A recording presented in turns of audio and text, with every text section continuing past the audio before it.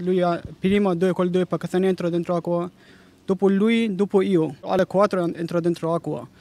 Dopo 2 minuti, 1 minuto, ho visto che lui fa così, o uno dei pakistani che c'è lui è andato a aiutare lui, o io ho tornato a prendere pedale che viene vicino di lui. Comunque io entro dentro il pedale, ho tornato, non ho visto più lui.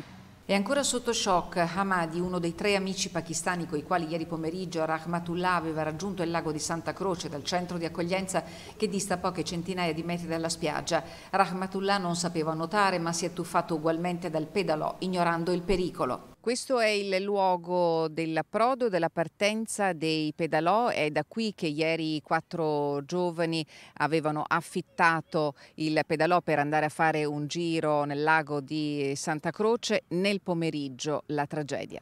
L'allarme lanciato dai bagnini che prestano servizio solo nel weekend ha fatto arrivare in zona i sommozzatori dei Vigili del Fuoco di Venezia e l'elicottero Drago da Bologna.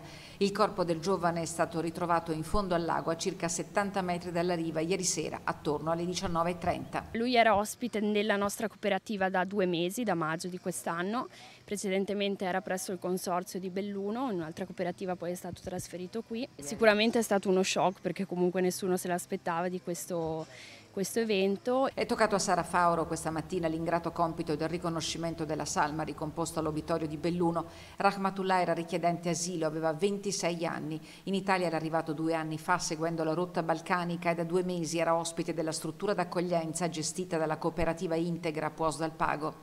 Ora i carabinieri stanno cercando di rintracciare i familiari, forse uno zio che dovrebbe vivere in Germania.